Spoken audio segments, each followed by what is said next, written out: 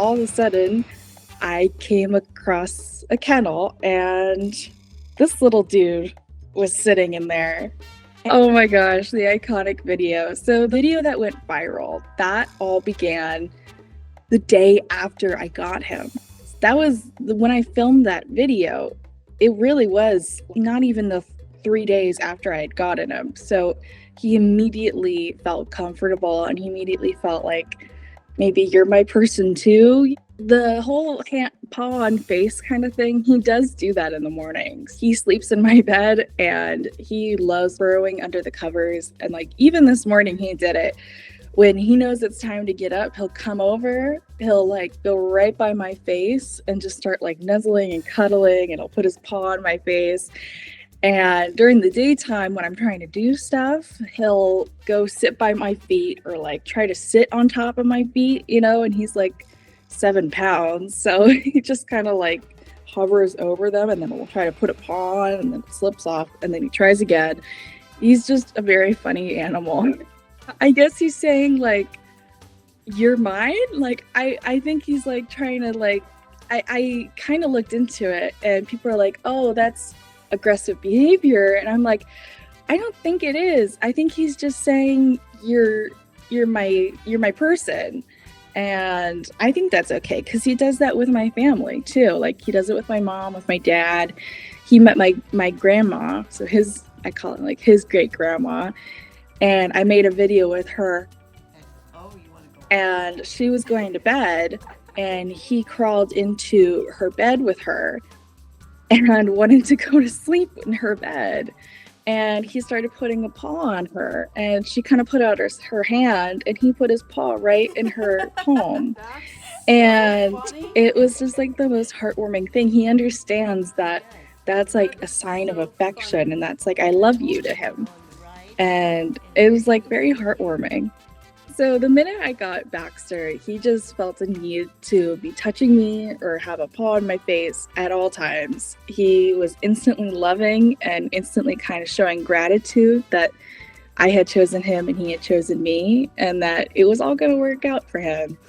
And even as his backstory, as I found out, he was a stray and he hadn't really had this type of love before or a family or people to be around, and he got adopted once before and then returned.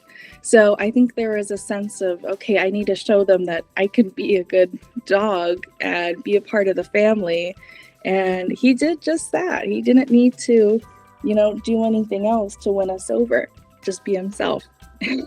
The day I got in Baxter, I wasn't fully set on getting a dog. So a little backstory, I had been looking for months and I knew I was going to be moving to LA. I knew that I was going to be at school, but I kind of wanted like a little friend with me. But I had been looking, I hadn't found the right dog for months and months and months. And I'm not, so we roll around to the day of, I go with my brother to the shelter. When you can kind of get a vibe from a dog. And in the small dogs area, all the other dogs were kind of, barking or like trying to crawl up on the side of the glass. I have a funny thing about dogs. Like we have a funny intuition with the women in our family. We just kind of know like who the right dog is. And so there he was sitting quietly, just like looking up at you with those big Chihuahua eyes and wasn't making a peep and was just kind of like, are you my new family?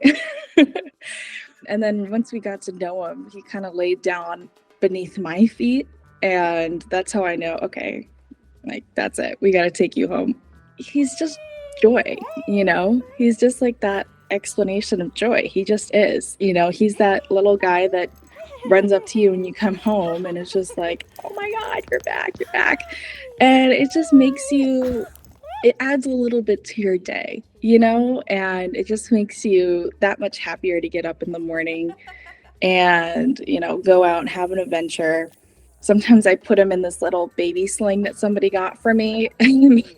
I'll go grocery shopping, or if I go to Home Depot, I'll just go run. And it gives me some funny looks, but he loves it that way. He wouldn't want anything else than to just be on top of me all the time.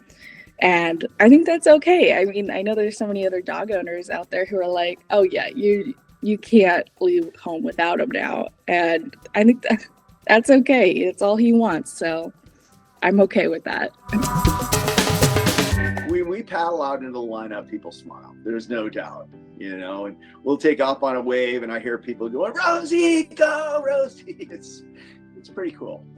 There's actually quite a few people who surf with their dogs, and then we have these competitions where they surf on their own and they're